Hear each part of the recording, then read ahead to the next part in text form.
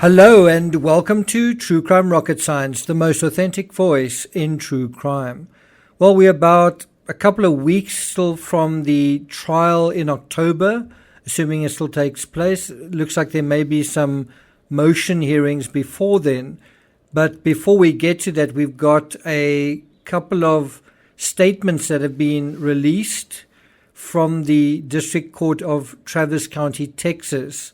These are statements that Colin Strickland, the guy at the center of what's been called the love triangle, statements that he's made to detectives, and we're going to look into some of those. Before we get to that, if you haven't subscribed to the channel, please do like, share, leave a comment, and let's get started.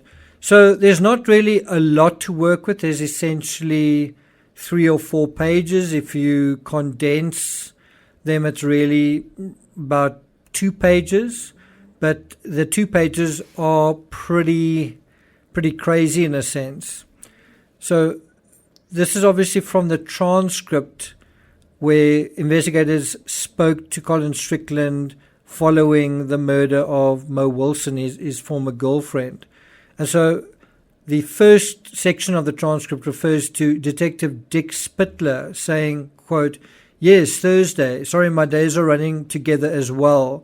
So whenever you ended up coming down here and I told you that we knew that Caitlin's car was outside of Cash's house, one of your first responses was, I knew I shouldn't have bought that gun."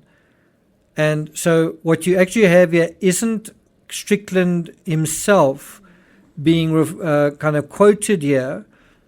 I mean, in terms of the transcript, you've actually got the detective repeating what he allegedly said, right?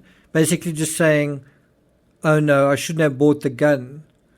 Then we go to the next page.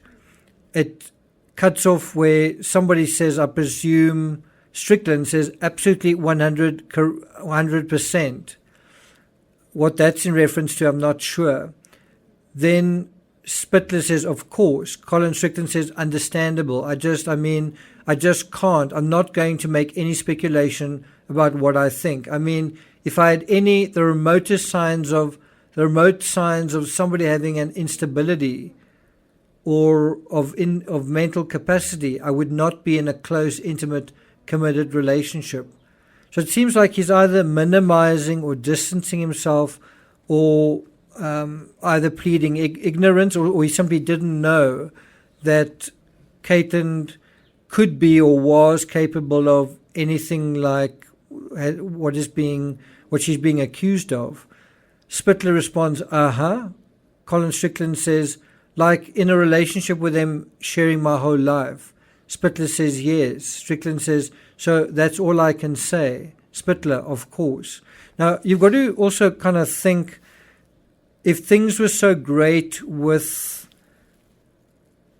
between Strickland and Caitlin, if things were so great, then why did they actually split up a little bit earlier? It seems like he's saying things were really great between them. But were they? And if you look at what she said to him, something about saying, I'm really confused, and she didn't have a really good feeling the last time they saw one another at a race. Anyway, Strickland goes on to say that there is, if you're wondering, were there signs? Was there this? Was there that? If there were any effing signs, I would have extricated myself from. Spittler responds, yeah. Strickland says a relationship and gotten a lot of space and a restraining order or something. Spittler responds, We go into the next page. Spittler says, before all of that, and we had already been talking about guns and everything. So I'm not saying that it's shocking that you brought up a gun at all. I'm not saying that whatsoever, because Colin says, yeah, we had already been talking about guns. Claire Carter says, right. Detective Spittler says, 100% actually, exactly. Claire Carter says, it wasn't a spontaneous thing you said. Strickland, no, that is a moment of clarity on a course of events I knew nothing about. That is just a fact of life. This is really complicated. Now, I'm not really sure what he's referring to, but I think that is Strickland walking back either what he said about guns or what they said he said about guns. Anyway, so he's saying it's complicated and something about I had a moment of clarity, but in a situation I didn't know anything about. Can you see it feels like he's walking that back? Spittler responds yes. Strickland then says something about this is really extra complicated because I had never had guns. And then the final part, which hits quite hard in a way, Strickland says, I have something to say. F you guys for manipulating me. Claire Carter responds, well, Strickland says, someone's grieving, but that's not relevant. So I think he's trying to, again, explain why he said something that he perhaps regrets saying or wishes he didn't say, or is trying to mitigate or change the meaning of to some extent. But it certainly is kind of food for thought. Now, I don't know about you, but from this, my impression is that Strickland isn't going to necessarily be a friend of either law enforcement or the prosecution. I'm talking about if this goes to trial.